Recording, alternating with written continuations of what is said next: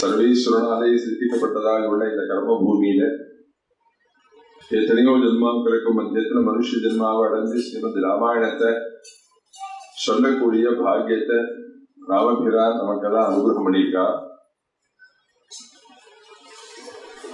அதுலேயும் பூர்வ சரித்திரத்துல அத்புதமாக அயோத்தியா காண்டத்தை வர்ணிச்சென்னேவரால் குசலவர்கள் அஸ்வமேத யாகத்துல அதுல பூர்வ சரித்திரத்துல தசரதனுடைய மோட்சத்தை சொன்னார்கள். தசரதனுடைய மோட்சம் அது எப்படி இருக்குது? தசரதன் உடனே மறைய வேண்டிய அவசியம் என்ன? ஒரு தீர புருஷனான ராஜாதானே என்னத்தினால மறைஞ்சான் அப்படின்னா,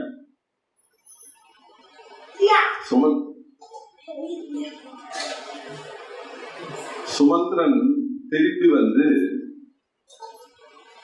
தசரதனை பார்த்து ஒரு சொன்னான். என்ன சொன்னான்? ராம பட்டாபிஷேகத்தை பார்த்தனும்னு நீங்க நினைச்சேன். பட்டாபிஷேகம் அப்படின்னு சொன்னா சிரஸ்ல காமதேனுட்டேந்து கலந்ததான பால் 4 சமுத்திரத்திலேருந்து கொண்டு வந்த தீர்த்தம், 500 புண்ணிய நதிகள்லேருந்து கொண்டு வந்த தீர்த்தம், இதெல்லாம் 9 8 கன்னிகைகள் இப்படிலாம் சொல்லப்பட்டிருக்கு. பட்டாபிஷேக விதி. அது மாதிரி எல்லாரும் உட்காந்து வச்சு ராமன் சிரஸ்ல மகாபட்டாபிஷேகம், சாம்ராஜ்யாபிஷேகம், மகா சாம்ராஜ்ய பட்டாபிஷேகம் பண்ணி பார்க்கணும்னு நீங்க ஆசைப்பட்டேன். ஆனா அது எப்படி நடந்திருக்கணும் அப்படின்னா, வசிஷ்ட வாமதேவாதிகள் எல்லாரும் 8 திக்கில் நிற்கிறார்கள்.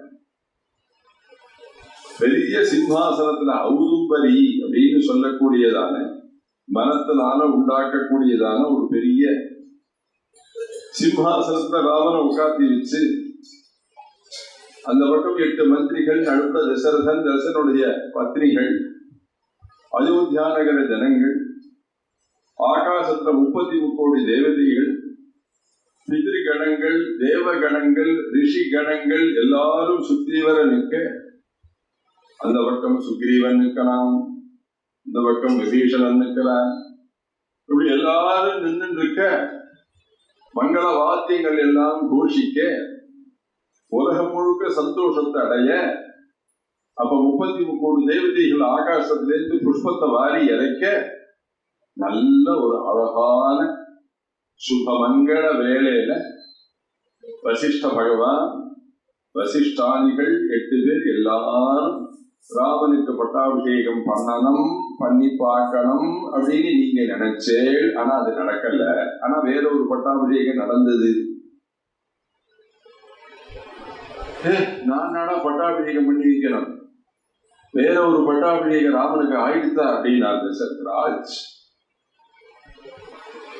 ஆனா ராம பட்டாபிஷேகத்தை பார்க்கிறவர்கள் எல்லாரும் புண்ணியசாலிகள்.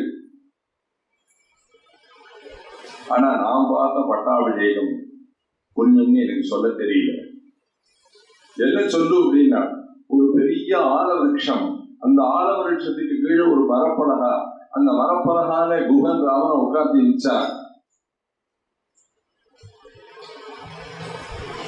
மரத்தினுடைய மேல் கலைகள்ல பட்சி ஜாலங்கள் எல்லாம் கண்ணிலிருந்து ஜலத்தை சொல்லிய, கிட்டக்க லட்சுமணன் கதறிந்து அழ, குகாதிகள் குகனுடைய பரிவாரங்கள் எல்லாரும் கண்ணிலேந்து ஆனந்த பாஷ்பத்தை பொழிய, ஆல விருட்சத்திலேந்து கொண்டு வந்திருக்கக்கூடியதான ஆலம்பாலை ராமனுடைய சிரஸ்ல குகன் அபிஷேகம் பண்ணினான். இந்த பாவியான நான் கண்ணால பார்த்தேன். சீராதின ஜடாதாரி, அதுதானே கேட்டானோ. மலையுருவி கட்டிக்கணும், தலையில ஆலம்பால விட்டு ஜட போட்டு அப்படின்னா தானே அவள் கேட்டாள். அதனால ஆலமரத்திலேருந்து இறக்கினதான பாலை கொண்டு வந்து தலையில ஊத்தினான். மகா பாவியான நான் கண்டேன். இந்த பட்டாபிஷேகத்துல 33 கோடி தேவதைகள் புஷ்பத்தை வாரி இறைச்சாலே அங்க யாரு வாழ்க்கை புஷ்பத்தை போடுறவா இருக்காங்க. காட்டு மரங்கள்ல புஷ்பத்தல முழுக்க வாலி பகவான் பறந்து வந்து எல்லா புஷ்பத்தையும் ராமன் மேல சொன்ன சொரிஞ்சார். கிட்டக்க நிக்கிற லட்சுமணன் கதறி அழுதான். இப்படி ஒரு பிதிருவாய்க்க பரிபாலனமா? ஒரு அப்பா சொன்னாங்கிறதுக்காக 14 வருஷம் ராஜ்யத்துல வந்து தங்குவாளா, காட்டுல வந்து தங்குவாளா, ராஜ்யத்தை விட்டு? இந்த மாதிரி ஒரு சத்புத்திரனை அடையறதுக்கு தசரதன் என்ன புண்ணியம் பண்ணினா அப்படின்னு அங்க இருக்கிறவா எல்லாரும் பேச, ராமனுக்கு வேற விதமான ஒரு அபிஷேகத்தை நான் கண்டேன் அப்படின்னு கேட்ட உடனே தசரதன் துக்க சாகரத்துக்கு போயிட்டார். நான் நினைச்சது ஒண்ணு, நடந்தது ஒண்ணு இல்லையா?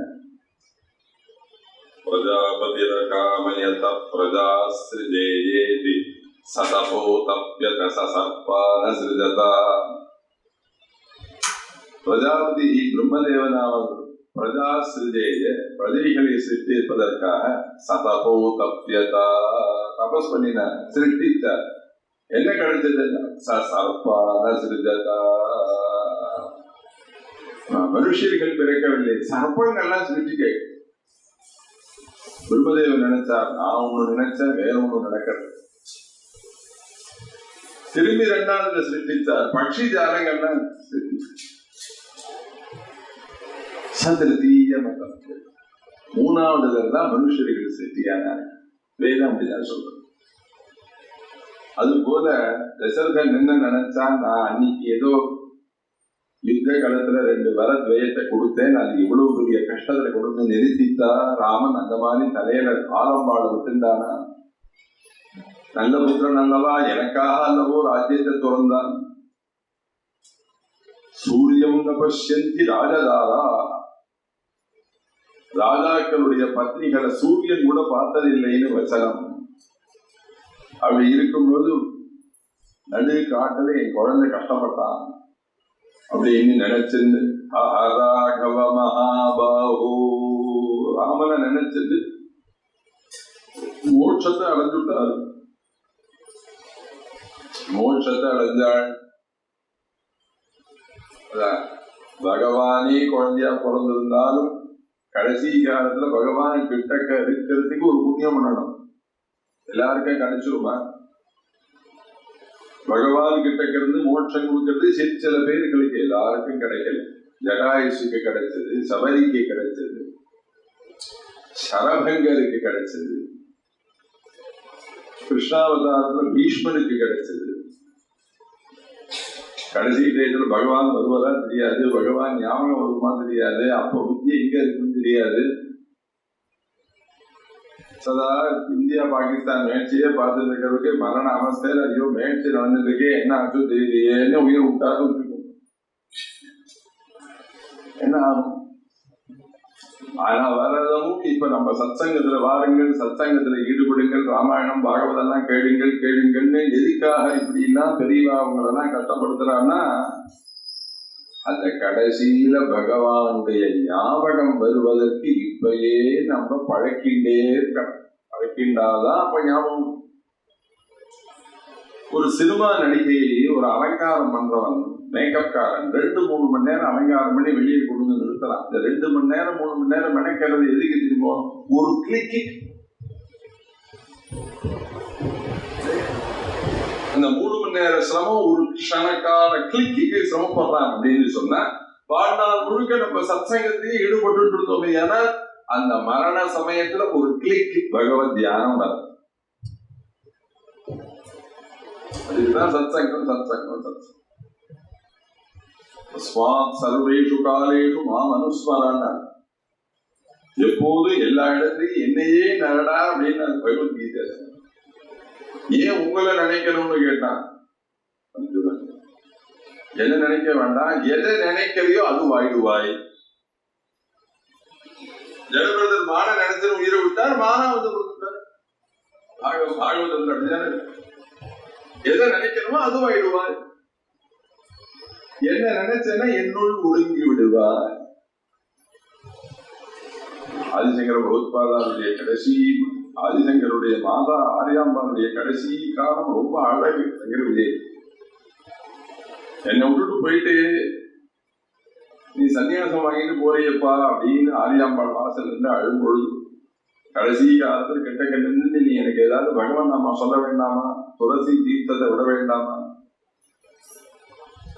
சாலக்கிராம ஜலத்தை கொண்டு விட வேண்டாமா, பகவான் நாம சொல்ல வேண்டாமா, என்னை விட்டுட்டு போறியப்பா அப்படின்னு சொல்லும் போது கவலைப்படாதீர்கள் அம்மா, கடைசி காலத்துல என்னை ஸ்மரியுங்கள், நான் உங்களிடம் வருவேன் என்று சொல்லிட்டு போயிட்டார் ஆதிசங்கர். ஆஜாம்பாளுக்கு கடைசி மரணாவஸ்தை வந்த போது சங்கரா சங்கரான்னு கூப்பிட்ட போது சங்கரர் வேதாந்த பாடம் சொல்லி கொடுத்துட்டு இருக்கார் சிஷ்யருக்கு.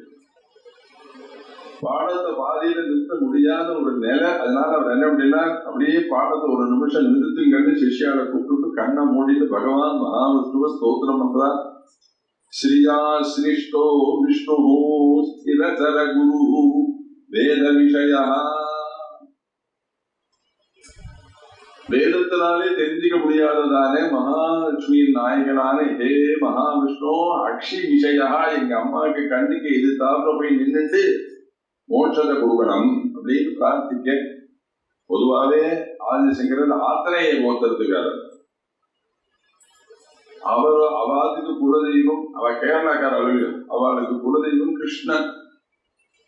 அதனால என்ன பண்ணார், கிருஷ்ணனே வந்துட்டார் குலதெய்வமா உள்ள கிருஷ்ணனே மோட்சத்தை கொண்டு. அம்மானு ஓடி வர பையன்தான் வரா அப்படின்னு நினைச்சு சங்கரன் இறுக்கி கண்ணு தெரியாம ஆலிங்கனம் பண்ணிட்டால் அதே அம்மா. கண்ணு தெரியல, வயசான காலம், குழந்தைய கட்டிக்கிட்ட என்ன தோஷம், எதுக்கு கட்டிக்கிட்டார். கட்டின அப்புறம் அவளுக்கு ஒரு உணர்வு வந்தது, நம்ம கட்டின்றது நம் பிள்ளை இல்லை, வேற யாரோ ஒருத்தர கட்டிட்டு போகும். ஏன் அப்படின்னு கட்டின அப்புறம் அவளுக்கு தெரிஞ்சது சங்கம் சக்கரம் கதை பத்மம் பீதாம்பரம் இல்ல உணர்வு. நம்ம பிள்ளைங்க சன்னியாசியாச்சு, அவனுக்கு இதெல்லாம் கிடையாது, வேற யாரோ இல்லையோ கண்ணு தெரியாம கட்டிட்டோம்னு அப்படி கட்டினவள் கையை எடுத்து ஒரு தள்ள தள்ளி யாரப்பா நீ அப்படின்னு கேட்டார். அப்ப அவர் சிரிச்சுட்டே சொன்னார், நான் தான் கோபாலன், மோட்சம் கொடுக்கறதுக்காக வந்தேன். அப்ப அவர் என்ன சொன்னார் தெரியுமோ, ஒன்ன நான் கூப்பிடலையே, எதுக்கு நீ வந்தா, அதுதான் அங்க ஆளு. துப்புடையாரை அடைவதெல்லாம் சோர்விடத்து துணையாவனன்றே, உப்பிலேனாயினும் நின்னடைந்தேன் நீ யானைக்கு அருள் செய்தமையா, ஏய்ப்பு எனை வந்து நலியும் போது யான் உன்னை நினைக்க மாட்டேன், அப்பொழுது இப்பொழுதே சொல்லி வைத்தேன் அரங்கத்தரவணை பள்ளியானே. முன்னாடியே கூப்பிட்டுட்டேன், அப்படி இருக்கிற முன்கூட்டியே சொல்லி வச்சுக்கிறார். அதராயிதச்சாருவம் ஷணாளா மகுடாலம்பி மயூர பிஞ்சமாளா பிரதிபாஸ்யந்தி மமாந்திம பிரயாணி. அவர் சொன்னார், வேதாந்த தேசிகர் கோபால குருசதியை சொல்லும்போது, ஹே கோபாலா மம அந்திம பிரயாணி, நான் கடைசியில இந்த உலக வாழ்க்கையை விட்டுட்டு கிளம்பி போகும்போது பிரதிபாஸ்யந்தி, எதிர்த்தாப்புல வந்து நீ நிக்கணும். அதனால கடைசி காலத்துல பகவானே வந்து பிள்ளையா பிறந்திருந்த போதிலும் கூட, பகவானே பிள்ளையாக பிறந்திருந்த போதிலும் கூட தசரதனுக்கு ராமர சந்நிதியில மோட்சம் கிடைக்கல. இன்னும் சொல்ல போனா தசரதர் இறந்த போது என்ன டயம்னே எனக்கு தெரியாது. ராத்திரி 12:30 மணிக்கு மேல எல்லாரும் அவாவா நடு நிசையில தூக்கம் வராதா, தூக்கத்துல தூங்குறேன். காத்தால 4:30 மணிக்கு வந்து தசரதனை பார்க்கணும்னு பார்த்தா தசரதனுடைய சரீரத்துல பிராணம் இல்லை. தசரதனுடைய சரீரத்துல பிராணம் இல்லை. அதேதான் உடனே அவனுக்கு பண்ண வேண்டியதான ஔத்வதேகிகமான கர்மாக்களை யாரும் பரதனை விட்டு பண்ண சொல்ல. பரதனும் ஔத்வதேகிகமான கர்மாக்களை எல்லாத்தையும் பண்ணிட்டு கடைசி நாள் சுபஸ்வீகாரத்தன்னைக்கு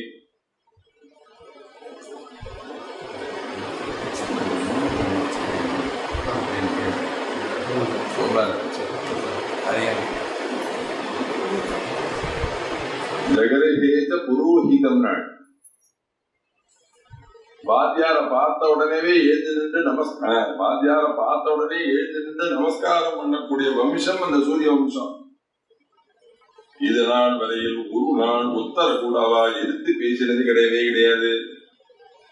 எதிர்த்து பேசாததான அவர்கள் அன்னைக்கு கோபிச்சிருந்தானா கிட்ட இருக்கக்கூடியதான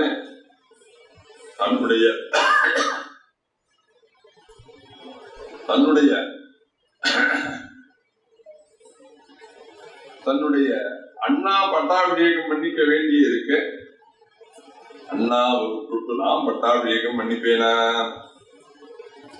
அதனால எனக்கு அது வேண்டாம் சொல்ல. உடனே எல்லாரும் ராமனுக்கு பட்டாபிஷேகம் பண்ணி அழைத்து வரணும்னு கிளம்பி வராள். கிளம்பி வந்தா வரும்பொழுது பரத்வாஜனுடைய ஆசிரமம். ராமாயணத்துல பரத்வாஜ ஆசிரமத்துக்கு பரதன் வந்தது ரொம்ப அழகான கட்டம். என்ன அப்படின்னா, பரத்வாஜனுடைய ஆசிரமத்துக்கு வந்தாள் ராமனை தேடிட்டு வரச்சே. பரத்வாஜர் அப்படி பரதன் அப்படி ஏற இறங்க பார்த்தா அவன் சாப்பிட்டு ரொம்ப நாள் ஆச்சு. ராமன் மேல இந்த பக்தினாலே அவன் சாப்பிட்டு ரொம்ப வருஷங்கள். ஆனா சாப்பிடாதவன்னு அவன் உடம்ப பார்த்தாலே தெரியும்.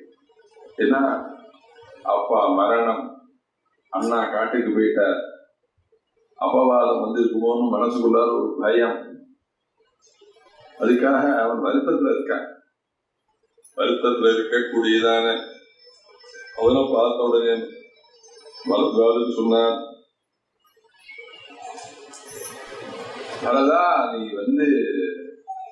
இன்று இரவு இன்னி முழுக்க இங்க தங்கிட்டு நாளை காத்தால் பிரயாணத்தை தொடரலாம். இன்று எல்லாரும் இங்கே தங்குங்கள். உங்களுக்கு எல்லாருக்கும் எல்லா விதமான ஆகாரங்கள் எல்லாம் கொடுக்கிறேன். நீங்க எல்லாரும் இங்கே 3 நாள்.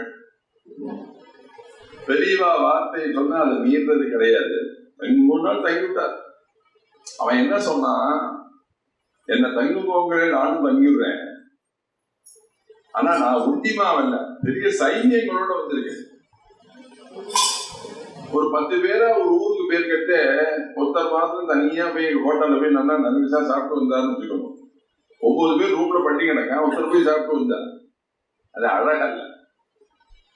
இஷ்ட ஜனைசக புத்தம் புத்தம், இஷ்டமான ஜனங்களோட சாப்பிடணும். சாப்பிட்டா சாப்பிட்ற கணக்கே தெரியாது. ஒரு உடி கூட சாப்பிடுவார். சந்தோஷம். சேர்த்து போஜனமே இப்ப இல்ல. சேர்த்து போஜனம் பண்ணாததுனாலதான் அன்பு வளரல. கிராமத்துல எல்லாம் பாத்தீங்களே. ஏன்னா இப்ப கூட சொல்றேன், நீங்க எல்லாம் பகல உத்தியோகம் போங்க, காலேஜுக்கு போங்க, ஆபீஸுக்கு போங்க, எங்க வேணாலும் போங்க. ராத்திரி சாப்பிடும் போது எல்லாரும் குடும்பத்தார் எல்லாரும் சேர்ந்து உட்கார்ந்து சாப்பிடணும். அப்பதான் அன்பு வளரும். அப்படி இல்லாத அப்பா ஒரு டைம், பையன் ஒரு டைம், மாட்டு பொண்ணு ஒரு டைம், குழந்தைகள் ஒரு டைம், ஒருத்தருக்கு பேசிக்கவே டைம் இல்லையே. அன்பை பரிமாறத்துக்கே டைம் இல்லையே. சில பேர் கைகை மாதிரி சில அம்மா அவ அப்பாவுக்கு உனக்கும் ஒத்து வராதே, நீ முன்னாடி உட்கார்ந்து அவரை கூப்பிட்டு சொல்லுவார். பையன் ஏதாவது சொல்லுவா, நீங்க முன்னாடி சாப்பிட வந்து அப்படி சேர்ந்து பங்கில் எல்லாரும் சேர்ந்து உட்காந்து சாப்பிட்டா தான் அன்பு வளரும். நான் சொல்றேன், பகல்தான் உன் முடியல, நைட்டாவது எல்லாரும் சேர்ந்து சாப்பிடலாம். இஷ்ட ஜனங்களோட சாப்பிடணும். தனித்தனியா பந்தி போடக்கூடாது. அப்படி இருக்கும் பொழுதும் நான் உண்டி வரல, சைன்யங்களோட வந்திருக்கேன். நான் மெதுவா பரத்வாஜர் சொன்னார், அதனால தப்பு இல்லப்பா, நீ இல்லடா உன் சைன்யத்துக்கும் நான் ஆகாரம் தானே கவரப்படாது. அக்னிஹோத்திர வேதியில கண்ண முடிந்து தியானம் பண்ணி தேவர்களை நினைச்சாள். அவளுக்கு ஆகாரம் வேணும் எல்லாருக்கும். மேலே ஆகாரம் சுட சுட மேலே ஆகாரம் இறங்குறது ஆகாசத்துல. எல்லாருக்கும் விதவிதமான போஜனம். ஒரு நாள் போட்டது இன்னொருத்தர் போடாம இந்த ஆத்துல எப்படி அன்னதானம் நடக்கிறதோ அது மாதிரி நடக்கிறது. பல ராமாயணத்துக்கு அன்னதானத்துக்கு ஒரு சம்பந்தம் இருக்கு. இங்க போனா அன்னதானம். ராமாயணம் பண்ணும்போது பாகவதம் பண்ணும்போது அன்னதானம் பண்றதே அந்த புராண இதிகாச நாயகனே வந்து சாப்பிடுவார் ஏதோ ஒரு ரூபத்துல. அது நமக்கு தெரியாது, என்ன ரூபம்னு தெரியாது. எனக்கு தெரிஞ்ச ஒருத்தர் பாலகோவிந்தன் பேரு, பழனியில தைப்பூசத்துக்கு 3 லட்சம் பேருக்கு சாப்பாடு போடுறார். காத்தாலேருந்து நைட்டு வரை விதமா தட்டை வச்சு கொடுத்துட்டே இருப்பார். லட்சக்கணக்கான பேர் ஒரு வாரம் முன்னாடியே போய் அன்னதானத்துக்கு வேண்டிய ஏற்பாடு பண்ணி அவர் சொல்லுவார், நானும் 25-50 வருஷமா அன்னதானம் பண்றேன். ஆனா அன்னதானம் பூர்த்தியாகும் போது யாரோ ஒருத்தர் வயசானவர் கருப்பு வேஷத்தோட வருவார், கம்ப ஊனிட்டு நிறுத்தி நெய்யா விபூதிட்டு சாப்பிடலாமான்னு வந்து கேட்பாள். பேஷா சாப்பிடணும்னு உள்ள அழைத்துன்னு போவோம். அவன் திருப்தியா சாப்பிடுவார். கொள்ளையில போய் கையளமினவரை திரும்பி பார்த்தா கண்ண காம மாட்டார், மறந்துடுவார். சொல்றார், முருகனையும் வரான் வந்து சாப்பிடுறாரு. அதுபோல அன்னதானம் வந்தவர்களுக்கு வந்தவுடைய திவாத்துக்கு போனா அன்னம் போடுவான்னு ஜனங்களுக்கு ஒரு நம்பிக்கை வரணும். அது கிடையாது. வர அன்னதானமே ரொம்ப எல்லாரும் என்ன நினைச்சிருக்கா, ஏதோ ஒரு ட்ரஸ்ட்ல போய் பணத்தை கட்டிவிட்டா அன்னதான புண்ணியம் வந்துருக்கும்னு நினைக்கிறேன். அதுவே வராது. நான் இருந்து பரமாறி போடுற மாதிரி ஆகுமா? சொல்றேன். மாதிரி சிராத்தம் வீதிரு சிராத்தம்னா ஏதோ ஒரு அனாதாசிரமத்தை கொண்டு போய் நான் அன்னதானம் பண்ணிட்டேன். அன்னதானம் பண்ணினா அது சாதம் ஆயிடுமா? ஆகவே ஒருபோதும் ஆகும். சிராத்தமா பண்ணினானா புண்ணியமே ஒழிந்து. நான் கோயில போய் பணத்தை கட்டிட்டேன்னா அது சாத்தமா ஆகாது. பரத்வாஜர் எல்லாருக்கும் ஆகாரம் போட்டு இப்ப ஆகாரம் கொடுத்தார். குதிரை தேய்க்கிறவன், யானையை தேய்க்கிறவன், ரதம் ஓட்டுறவன் எல்லாருக்கும் அத்தியுதமான ஆகாரம். தேவலோகத்திலேருந்து கட்டில், மெத்தை, தராணி, போர்வை எல்லாம் வந்திருக்கு. எல்லாருக்கும் சிசுருஷைக்கு வேலைக்காரிகள்லாம் வந்திருக்கா. பரத்வாஜர் எப்படி பண்றாரு? எல்லாரும் வந்திருக்கு. வேலைக்காரன் தான் நல்லா சாப்பிட்டான், சூப்பரா சாப்பிட்டான். பரத்வாஜ ஆசிரமம் பால் பதிர்பேணி என்ன, புளிஞ்சா என்ன, தயிர்ந்தா என்ன, தயிர் வடை என்ன, விதமா போட்டார். சாப்பிட்ட உடனே இந்த இடத்துல பார்க்க போட்டு மொத்தம் பேசியிருந்தான். என்ன பேசாம பரத்வாஜ ஆசிரமத்திலே இருந்துருவான். அந்த பக்கம் அயோத்திக்கும் போக வேண்டாம், இந்த பக்கம் ராமரை தேடின்னு சித்திரக்கூடம் போக வேண்டாம், பேசாம பரத்வாஜ ஆசிரமத்திலே இருந்துருவோம்.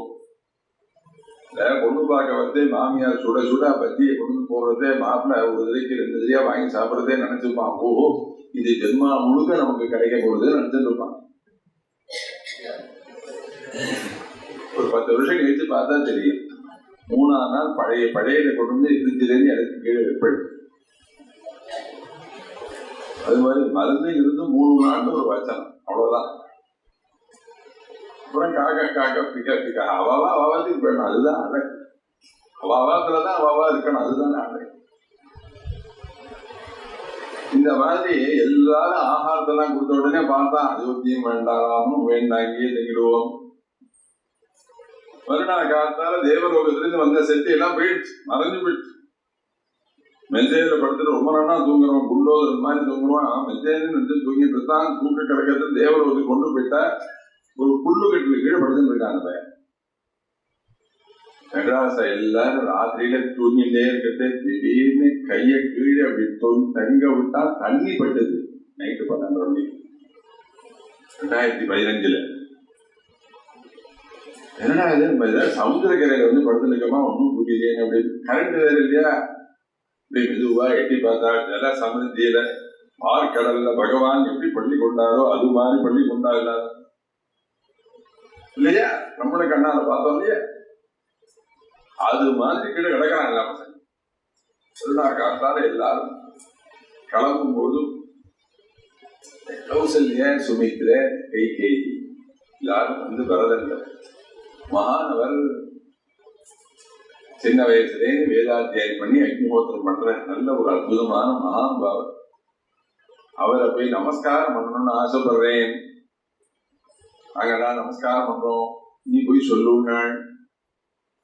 வரதன் நேர போய் கையை கட்டிட்டு உருக வணக்கத்தோட பெரியவாழ்கிட்ட எப்படி பேசணுமோ அப்படி பேசணும்.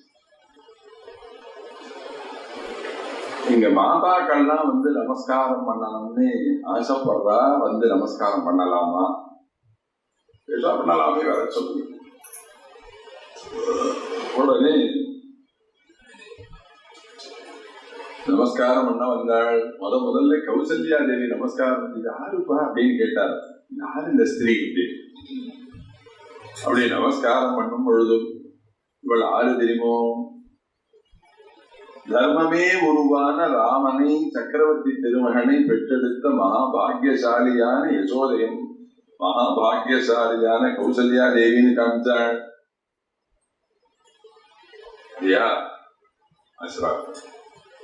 அடுத்தது சுமித்ர நமஸ்காரம் பண்ணினாள். சுமித்ர நமஸ்காரம் பண்ணது பார்த்துட்டு ஆறு மாதிரி ஞானவதியா இருக்காளே இவள் ஆறு அப்படின்னு கேட்டார். அத்தியுதமான 2 குமாரர்களை, லட்சுமண சத்ருக்னான்கிற 2 குமாரர்களை பெற்றெடுத்த புண்ணியவதி. அடுத்தது கௌசல் கைகேயி நமஸ்காரம் பண்றாள். இவள் ஆறுன்னு கேட்கிறார். அவருக்கு தெரியாது, ரிஷிகள் அவருக்கு யாருன்னு தெரியாது. அப்ப நமஸ்காரம் பண்ற அம்மா அவன் சொல்லணுங்கிற அவசியமே கிடையாது. 4 புத்திரால் 3 பத்னி, 2 பத்னி 3 புத்திரால் அறிமுகப்படுத்தியாச்சு. இதுதான் எங்க அம்மா கைகைன்னு சொல்லவே வேண்டாம். ஓஹோ இதுதான் கைகையா, இதான் பையனான்னு கேட்டு போறாரு. இருந்தாலும் அவர் கேட்காம இவனே அறிமுகப்படுத்தினான். புரோதநாம கிருத பிரஜ்ஞாம் திருப்தாம் சுபகமானினி ஐஸ்வர்ய காமாம் கைகேயி அனார்யாமாரிய ரூபிணீம் அமைதாம் மாதரம் வித்தி நிசம்சாம் பாப நிச்சயாம். உடம்பு முழுக்க ஆசை உள்ளவள் ஐஸ்வர்ய காமா. அனாரியாம் நல்லவள்மா, ஆரிய ரூபிணியா இருக்கக்கூடிய நல்லவள் இல்லை இவள்.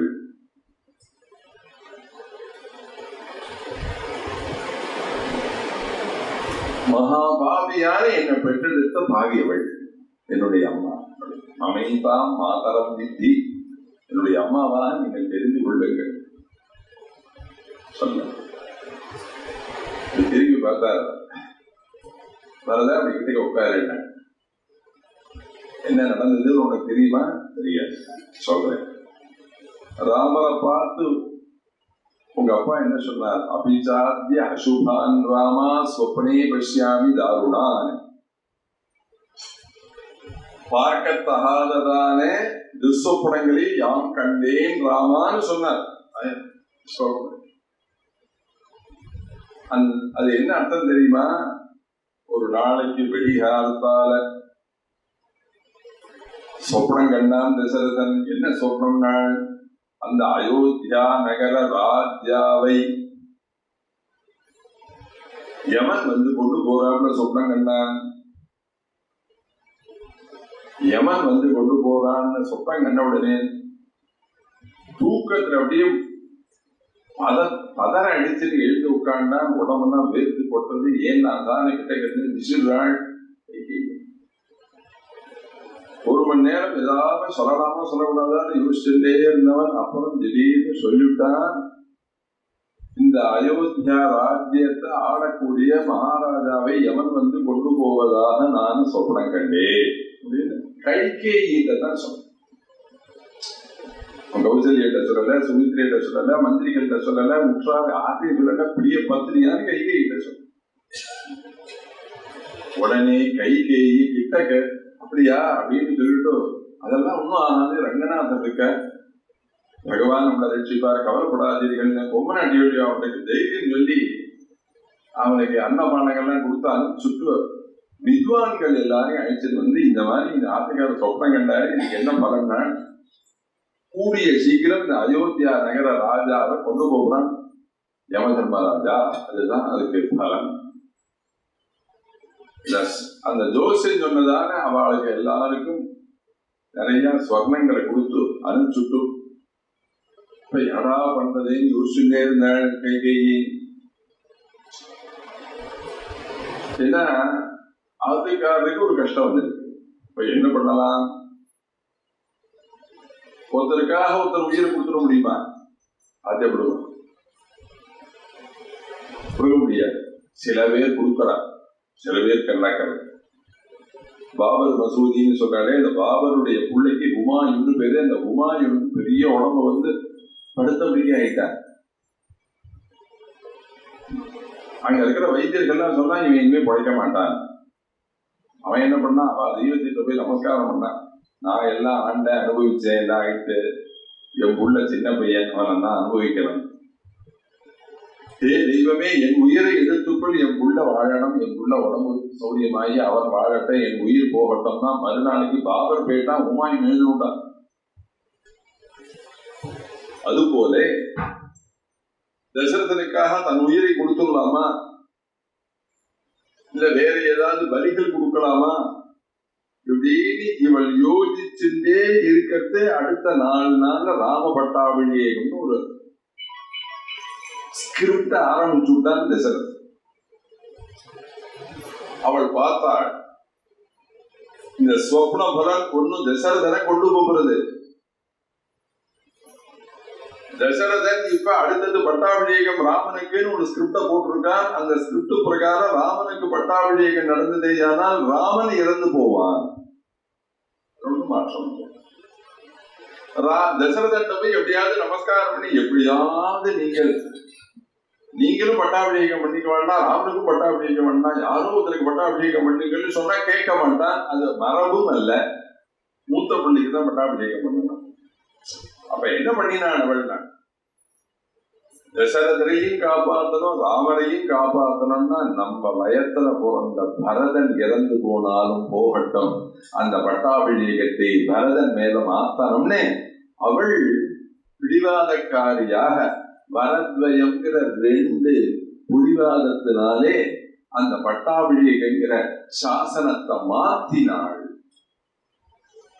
இவள் மாத்திரத்துக்குள்ளார அந்த சொப்ன பலன் தசரதனை கொண்டு போயிடுச்சு. ததோஷே நாமகந்தவ்யா கைகயி பரதத்வயா ராம பௌராஜனம் கேதது சுகோதர்க்கம் பவிஷ்யதி. ராமனுக்கும் சரி, தசரதனுக்கும் சரி, உனக்கும் சரி, அயோத்தியா நகர ஜனங்கள் எல்லாருக்கும் சுகத்தை சௌக்கியத்தை ஏற்படுத்துவதற்காக அவள் இந்த மாதிரி பிடிவாதக்காரியாக தன்னை மாத்தின்றாளே ஒழிய கைகேயி மேல எந்த தோஷமும் இல்லை. அவளை நீ எந்த எதுவும் சொல்லக்கூடாது அப்படின்னு பரத்வாஜர் சொல்ற. நம்ம நினைச்சிட்டு இருக்கோம், அவள் இதயத்தை போய் பார்த்தாதான் அந்த இதயம் உள்ளுக்குள்ளார என்ன இருக்கு நம்மளால தெரிஞ்சுக்க முடியுமா? பரத்வாஜர் சொன்ன அப்புறம்தான் பரதனுக்கே புரியுது. ஓஹோ, அம்மாவை போய் இத்தனை நாள் யோசிச்சுனவே ரஜும்பதானவா கண்டே சொன்னாங்க. இந்த அம்மாவை போய் இனிமே வார்த்தைகள் திருப்பி எடுக்க முடியுமா?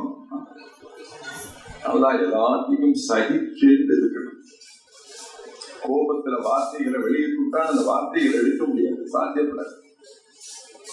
வார்த்தைகளை வெளியிட்டால் அது எப்படி கட்டணும்னு சொல்றா, செவிறு முழுக்க ஒருத்தர் ஆணி அடிச்சுன்னே இருந்தார். இந்த இடத்துல கடிகாரம் சரியா வரல, அந்த இடத்துல சரியா வரல, இந்த இடத்துல போட்டோ மாட்ட முடியலன்னு ஆணியை பிடிங்கிட்டு திருப்பி சிமெண்ட போட்டு ஒட்டினான். ஆனா மழையை செவுறு மாதிரி ஆக்க முடிஞ்சதுன்னா ஆக்க முடியல. அந்த எந்த இடத்துல சிமெண்ட பூசினாலும் இந்த இடத்துல சிமெண்ட் பூசி இருக்குங்கிற ஒரு அடையாளம் தெரியாது. பழைய செவுரை அதை ஆக்க முடியாது. அது போல கோபத்துல வார்த்தைகளை வெளியில விட்டால் சாத்தியப்படும். சொல்ல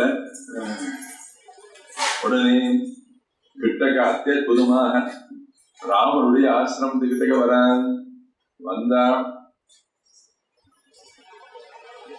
ராமர் ஆசிரமத்தில் உட்காந்து ஜபம் பண்ணிருக்கார். சீதை புஷ்பங்கள் எல்லாம் தொடுத்து இருக்காள். லக்ஷ்மணன் மரத்து மேல ஒரு மரம் மல்லிகை, இந்த மரத்து மேல ஏறி உட்கார்ந்து புஷ்பம் பறிச்சுட்டு இருக்கான். பரதன் சைன்யத்தோட அப்படி பரத்த மரத்து மேல உட்கார்ந்துக்கிற தசரதன் லக்ஷ்மணன் பார்த்துட்டான். ஆதிசேஷன் கீழே இறங்கல தொபகடின்னு குதித்தான் கீழே. ராமனை கூப்பிட்டு ராமா ராமான்னாள் என்னென்னாள் பரதன் ராஜ்யத்தை வாங்கினது போதாதுன்னு நம்மள வதம் பண்றதுக்காக வந்து இருக்கேன். இந்த அம்பரா துணியெல்லாம் அவுத்து வச்சிருக்கே, அந்த அம்பரா அந்த அதெல்லாம் எடுத்து கட்டுகள், வெள்ளை நாணயத்துங்கள், யுத்தத்துக்கு ரெடியாகுங்கள். அவன் வந்துட்டு இருக்கான், நம்ம இப்ப யுத்தம் பண்ணணும். அவன் வரட்டனே, அவன் எத்தனை சைன்யத்தோட வந்தானே, என்னுடைய ஒரு மணி நேரம் யுத்தத்துக்கு அவன் பதில் சொல்ல முடியுமா? தஞ்சாவூர்னு கத்தனான். ராமன் சாந்தமா உட்காந்துருக்க, சாந்தமா உட்காந்துக்கிற ராமன் அப்படி திரும்பி பார்த்து லட்சுமணனை கூப்பிட்டு சொன்னான், லட்சுமணா நீ சொன்ன கணக்கு தப்புடா. வரவன் மகாபாகவதோத்தமன். இப்ப சொல்றேன், இந்த அயோத்தியா ராஜஸ்ரீயை கொண்டு வந்து காரடியில வைக்கிறதுக்காக வரான் பரம பக்தனான பரதன்.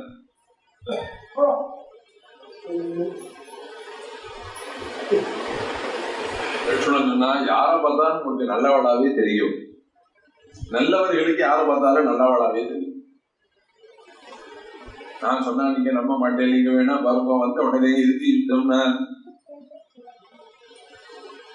சுவாமி சொன்னார், சண்டை போடணும்னு நினைக்கிறியா, உன்னால சண்டை போட முடியுமா? சமான வீரன் அவன். நம்ம எல்லாம் எங்க வில்வித்தை கத்துணுமோ அதெல்லாம் அவனும் கத்துட்டான். அவனால சைனியங்களோட இருக்கான், நம்ம எல்லாம் ஏகாக்கியா இருக்கான், ஒருவனா உட்காந்து இருக்கான். அவன் அத்தனை பேரோட இருக்கான்.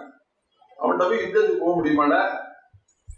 என்ன சொல்றான் பாப்போம், பிசாமரு அப்படின்னா, உடஜே ராமமாசீனம் ஜடாமண்டலதாரிணம் சந்தனேன மஹாரிஹேண யஸ்யாங்கமுபசேவிதம் மலேன தஸ்யாங்கமிதம் கதமாரியஸ்ய சேவ்யதே மன்னிமித்தமிதம் துக்கம் பிராப்தோ ராமஸ்ஸு கோஜிதः இஜ்ஜீவிதம் திசம்சஸ்ய மம லோகவிகர்ஹிதம் பாதாவப்ராப்ய ராமஸ்ய பபாத பரதோருதன்னே சத்ருக்னஷ்சாபி ராமஸ்ய வந்தே சரணம் உருதன்னே.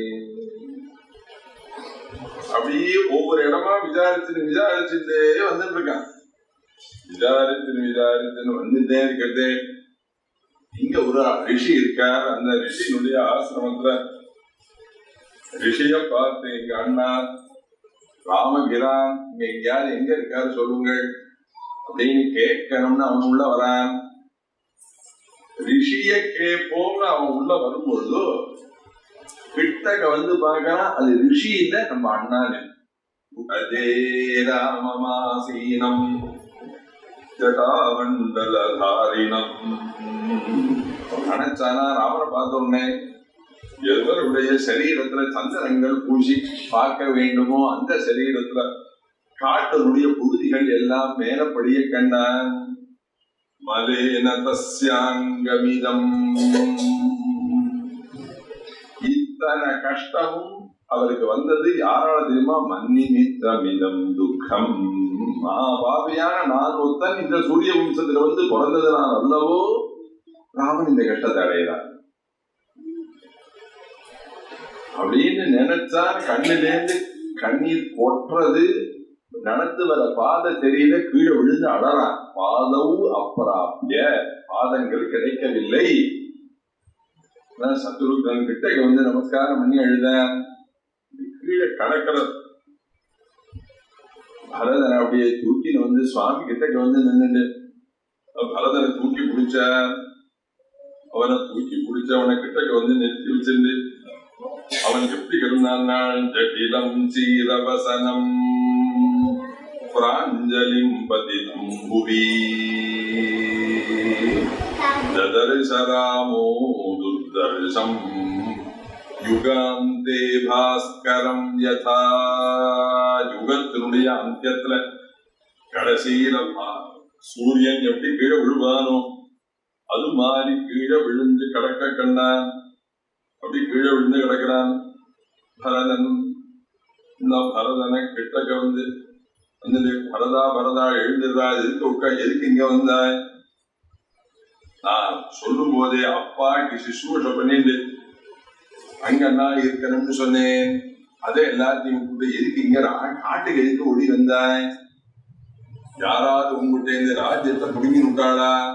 சொல்லுடா பரதா, எதுக்காடராய் சொல்லுன்னு சொல்ல பரதன் சொல்ல மாட்டேங்கிறான், அழுதுட்டே இருக்கான். அப்படி அழுதுட்டு இருக்கிற பரதனை கிட்ட உட்காந்து வச்சிருந்து கஷ்டித் சர்க்கம்னு அற்புதமான சர்க்கம். ஒரு ராஜா இன்னென்ன தப்பு பண்ணினால் அவன்கிட்ட ராஜ்யம் வெளியில போயிடும்னு அவங்க கிட்ட வரிசையா எல்லாத்தையும் கேட்டார். கஷ்டித் சர்க்கம்னு அழகான தர்மம், அயோத்தியா காண்டத்துல நிறைய தர்மம் சொல்லி முடிஞ்ச உடனே 1 மணி நேரம் முகூர்த்த காலம் அழுது அவன் சௌரியமா ஆன உடனே அவனை பார்த்து கேட்கிறார். பொன்தே பூத் பிதா தாதயதரண்யம் த்வமாகதா நகி த்வம் ஜீவிதஸ்தஸ்ய வனமாகந்தும் அர்ஹசி சிரஸ்ய தபஸ்யாமி தூராத் பயதமாகதம் கஷ்டிதி சிஸ்ரூஷசே தாத விது சத்ய பராக்கிரமாயாம் விருத்திம் வர்த்ததே தாதா ஜாஞ்சன பிரபிதாமா தாம் விருத்திம் வர்த்தசே கஷ்டிதி ஜாத சத்பதகா சுபா. ஒரு குழந்தைகளுக்கு அப்பா அம்மாக்கு சிசுரூஷ பண்றதுதான் உயர்வான தர்மம். அதை விட்டுட்டு எதுக்கு இங்க வந்தாய்? அப்பா அங்க கஷ்டப்பட்டு இருக்காரு, எதுக்கு இங்க வந்தாய்? அப்பா தாத்தா நீ உனக்கோ பட்டாபிஷேகம் சொல்லி பட்டாபிஷேகம் ஆயிடுச்சு, நீயோ ராஜாவாயிட்டார். தாத்தா பாட்டா நான் எப்படி பிரஜைகளை பரிபாலனம் பண்ணாலோ அதே மாதிரி நீ பரிபாலனம் பண்றியா? சொல்லுடா வரதா, பதில் சொல்ல மாட்டேன் சொல்லுடா. நான் பரதனை ஏதுனா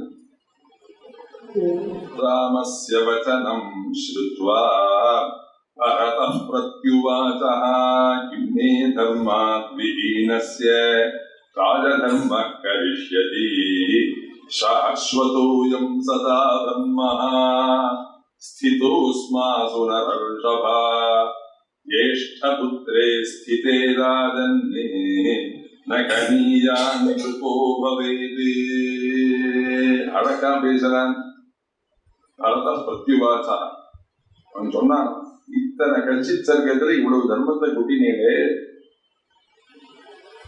இவ்வளவு தர்மம் எனக்கு தேவையில்லை. எனக்கு ஒரே ஒரு தர்மம் தெரிஞ்சா போதும், சாஸ்வதமான ஒரு தர்மம். என்னன்னா, அண்ணா இருக்கும் பொழுது தம்பி பட்டாபிஷேகம் பண்ணிக்க கூடாது, ராஜ்யம் ஆடக்கூடாதுங்கிற ஒரு தர்மம் எனக்கு தெரியல. ஜேஷ்டபுத்ரே ஸ்திதே ராஜன்னே ந கனீயான் கிருபோ பவேத். சரி, எதுக்கு ஓடி வந்தேன்? அவசர அவசரமா ஏறி வந்தேன். நானும் கேகே தேசத்துல இருக்கேன். கேகே தேசத்துல இருந்து என்ன வரவழைச்சு அப்பாவை என் கையில ஒப்படைச்சுட்டுன்னா சுவாமி நீங்க காட்டுக்கு வந்திருக்கணும்.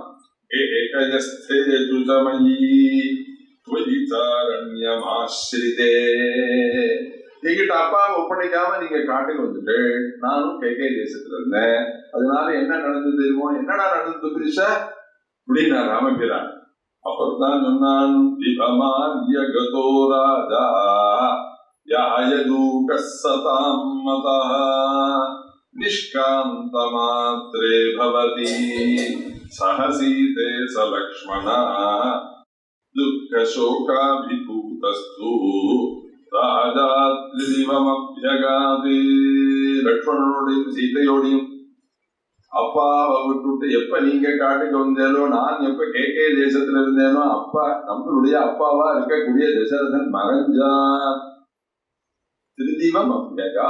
திருதிவம்னா சொர்க்கம். சொர்க்கத்துக்கு போயிட்டாருன்னா இதுவரையில் தசரதன் மறைஞ்சது ராமபிரானுக்கு தெரியாது. இப்பதான் தெரியாது.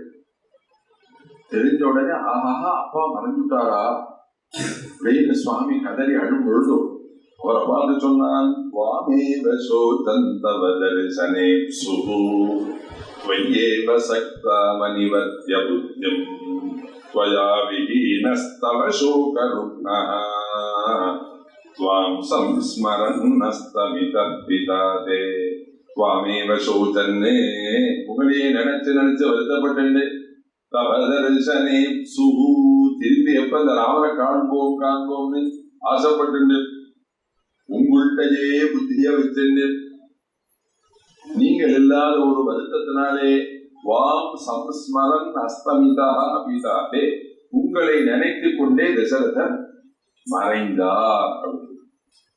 தசரதன் மறைந்தார் உடனே கீழே விழுந்து பிறண்டு அழுத ராமவீரன்